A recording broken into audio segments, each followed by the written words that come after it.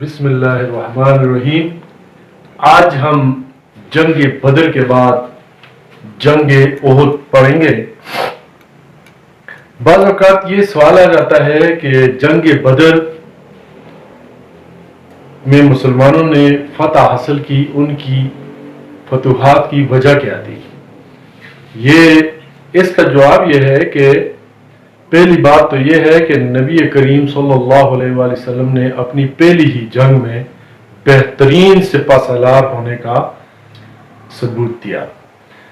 دوسری بات یہ تھی کہ جب جنگ شروع ہوئی تو مسلمانوں کے سامنے سورج نہیں تھا، جبکہ کفار کے سامنے سورج تھا، اور جب وہ حملہ کرتے تھے تو سورج کی وجہ سے وہ صحیح پوائنٹ آؤٹ نہیں کر سکتے تھے۔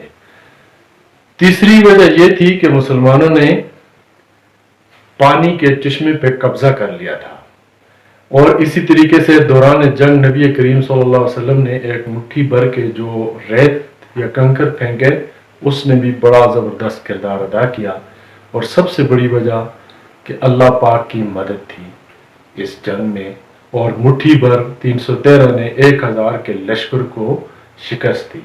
اور یہ دنیا کی پہلی جنگ ہے جس میں قریبی رشتہ دار ایک طرف اور دوسری طرف شامل تھے۔ اس کے علاوہ کسی جنگ میں یہ مثال نہیں ملتی۔ اب ہم آتے ہیں جنگ احد کی طرف۔ Battle of Uhud. It was fought on 23rd March 625 AD۔ 625 عیسوی کو یہ جنگ لڑی گئی۔ پارٹی وہی دو ہیں، یعنی قریش اور مسلمان۔ اور سب سے پہلے ہم اس کے کازز پڑھیں گے کہ جنگ احد کے کازز کیا تھے، وجوہات کیا تھی۔ پہلا ہے ریونج۔ جنگ بدر میں بڑی تعداد میں تقریباً 22 سردار مارے گئے، عتبہ، شیبہ، یہ سارے، ابو جہل۔ تو جب یہ ہارے ہوا لشکر پہنچا مدینہ کے اندر تو ایک کوہرام مچ گیا کہ مسلمانوں کی ایک چھوٹی سی فوج نے اتنا بڑے سرداروں کو قتل کر دیا۔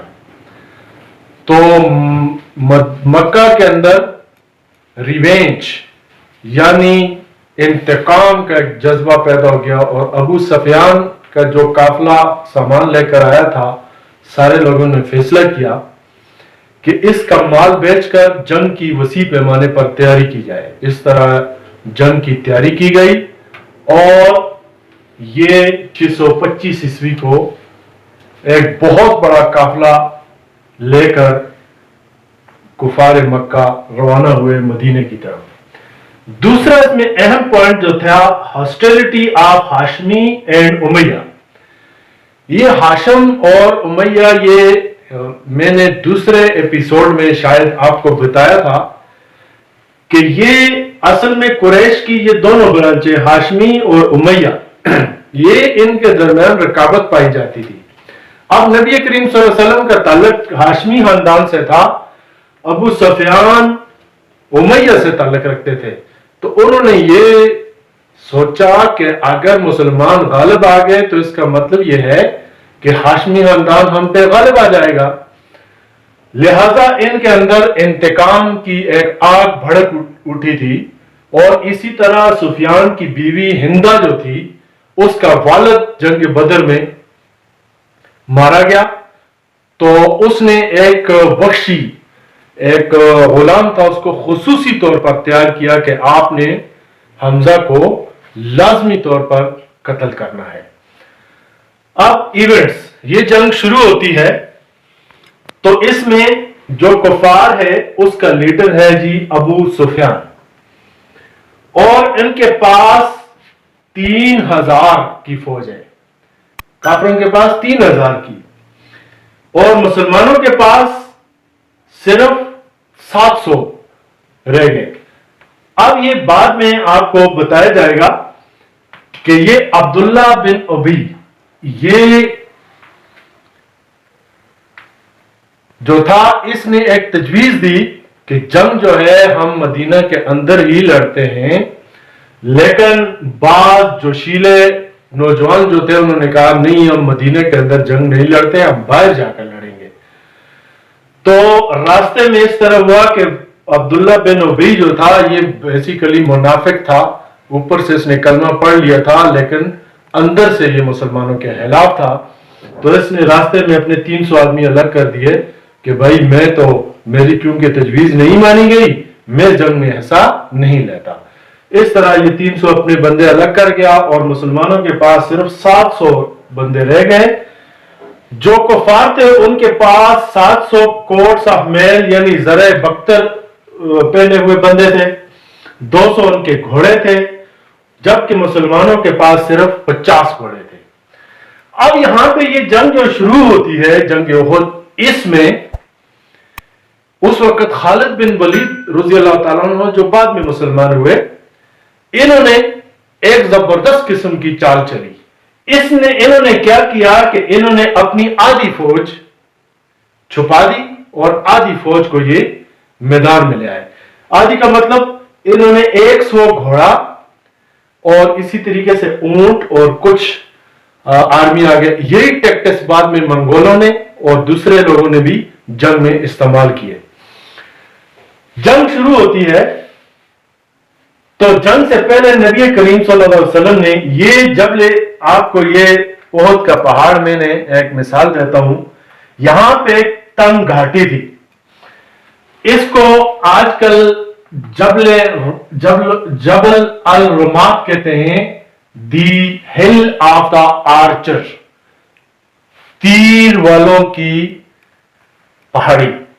اس کا نام اس لیے کہ یہاں پہ بعض روایت کے مطابق عبداللہ بن جبیر کو نبی کریم صلی اللہ علیہ وسلم نے 50 تیر اندازوں کے ساتھ یہاں پہ مقرر کیا اور ان سے کہا کہ جب تک میں نہ کہوں اپنی جگہ نہیں چھوڑنی ہے, کیونکہ نبی کریم صلی اللہ علیہ وسلم کو اندازہ تھا کہ یہ اس جگہ سے داخل ہونے کا راستہ ہے, اگر دشمن نے پیچھے سے حملہ کر دیا تو ہمارے لیے بڑی مشکل پیش آئے گی. بہرحال جی جنگ جب شروع ہوتی ہے تو آغاز میں مسلمانوں کا پگڑا بھاری ہو گیا, بہت سارے کافر مارے گئے اور کافروں نے پیچھے ہٹنا شروع کر دیا. جب پیچھے ہٹنا شروع کیا تو یہ جو 50 تیر انداز جو تھے انہوں نے کیا کیا, یہ سمجھے کہ اب جنگ ختم ہو گئی ہے لہذا مال غنیمت اکٹھا کیا جائے, تو انہوں نے اپنی جگہ چھوڑ دی اور مال غنیمت میں شامل ہو گئے. حضرت خالد بن ولید کی آنکھیں دیکھ رہی تھی یہ سارا منظر. انہوں نے کیا کیا کہ پہاڑ کے پیچھے سے آدھی فوج جو چھپی ہوئی تھی وہ لے کر داخل ہوئے. مسلمان مال غنیمت اکٹھا کرنے میں لگے ہوئے تھے, پیچھے سے ایک زوردار حملہ ہو گیا اور اس کا نتیجہ یہ نکلا کہ مسلمانوں کی صفیں درم بھرم ہو گئیں اور انہوں نے زوردار حملہ کر کے مسلمانوں کو کاٹنا شروع کیا. اسی دوران ابن کمیہ جو تھا اس نے ایک زوردار پتھر مارا, نبی کریم صلی اللہ علیہ وسلم کے داؤن مبارک شہید ہو گئے. اور جس جگہ نبی کریم صلی اللہ علیہ وسلم تھے وہاں پہ تیروں کی بارش ہو گئی. بعض صحابہ جو تھے وہ تیروں کو اپنے ہاتھوں سے روکنے لگے. اسی دوران نبی کریم صلی اللہ علیہ وسلم گر کر بے ہوش ہو گئے اور یہ مشہور ہو گیا کہ نبی کریم صلی اللہ علیہ وسلم شہید ہو گئے ہیں. جب یہ بات لشکر تک پہنچی تو سب مایوس ہو گئے. جب مایوس ہوئے تو اس نے میں نبی کریم صلی اللہ علیہ وسلم کو جب ہوش آیا, اونچی جگہ کھڑے ہو کر انہوں نے نعرہ لگایا کہ ہمارے نبی ابھی فوت نہیں ہوئے, ابھی شہید نہیں ہوئے. مسلمانوں نے دوبارہ حملہ کیا تو قریش نے یہی کافی سمجھا, تو انہوں نے کہا کہ بس جی ہم جنگ جیت گئے, ہم نے جنگ بدر کا بدلہ لے لیا ہے. اور اسی دوران جو بخشی تھا حمزہ رضی اللہ تعالیٰ عنہ حضور صلی اللہ علیہ وسلم کے جو چاچا تھے ان کو بھی شہید کر دیا گیا. اور یہ ہندا ابو سفیان کی جو بیوی تھی اس نے حمزہ رضی اللہ تعالیٰ عنہ کا کلیجہ کاٹ کے اس کا پیٹ پھاڑ کے چبا لیا. اتنا زیادہ غصہ آیا ہوا تھا کہ اس نے میرے والد کو جنگ بدر میں شہید کیا تھا. اور انہوں نے یہاں تک بے حرمتی کی کہ بعض مسلمانوں کے ناک کان اور یہ کاٹ کے ہار بنا کے مکہ کی طرف لے کر گئے. تو بعد میں بہرحال نبی کریم صلی اللہ علیہ وسلم نے دوبارہ ان کو جمع کیا، لیکن یہ جنگ جو ہے کفار بہرحال اس انداز سے تو نہیں جیتے، لیکن پھر بھی مسلمانوں کے 72 آدمی، اس میں 72 آدمی ان کے شہید ہوئے، جبکہ کفار کے 22 آدمی مارے گئے۔ اس لحاظ سے نقصان کے لحاظ سے مسلمانوں کا نقصان زیادہ تھا، اس لیے یہ جنگ جو تھی اس کو بیلنس ہی کہا جا سکتا ہے، لیکن نقصان کے لحاظ سے مسلمان اس جنگ میں فتح یاب نہیں ہو سکے۔ بہرحال یہ جنگ جو تھی اس کا قرآن میں بھی ذکر ہے کہ نبی کریم صلی اللہ علیہ وسلم کے جو احکامات ہیں ان کی پیروی لازمی ہے۔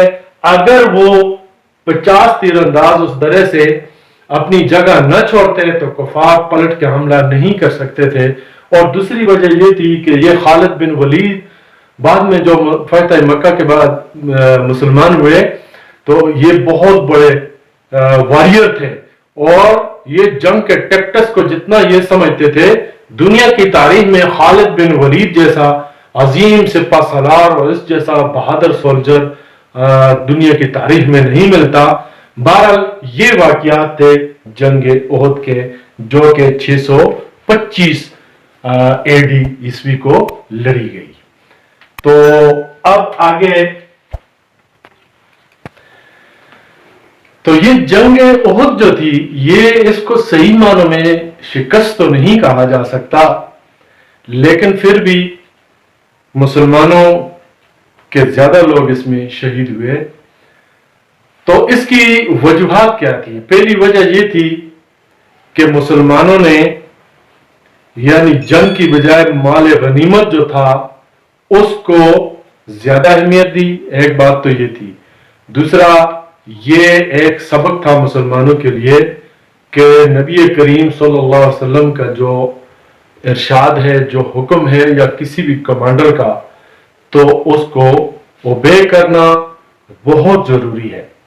اگر اوبے نہ کیا جائے تو اس کے بہت ہی بھیانک نتائج، بٹر ریزلٹ نکلتے ہیں، جو کہ ہم نے اس جنگ میں دیکھ لیے۔ تو اس کے بارے میں قرآن پاک کے اندر بھی اللہ پاک نے وضاحت فرمائی ہے، اور لیکن ایک مکمل تباہی سے مسلمان دوبارہ متحد ہو کر بچ گئے۔ بہرحال یہ وہ جنگ تھی جس میں نبی کریم صلی اللہ علیہ وسلم نے اپنے چاچا حمزہ، جو کہ بہت ہی بہادر انسان تھے، اس کو کھو دیا، اور اسی طرح حضور صلی اللہ علیہ وسلم کو چوٹیں آئیں، بے ہوش ہوئے، دانت مبارک شہید ہوئے۔ تو یہ جنگ مسلمانوں کے لیے ایک سبق تھی۔ تو انشاءاللہ نیکسٹ ٹاپک جو ہوگا اس میں ہم اگلی جنگ احد، جس میں جو کہ ایک ڈیسیسیو بیٹل تھی، اس کے بارے میں پڑھیں گے انشاءاللہ نیکسٹ ایپیسوڈ۔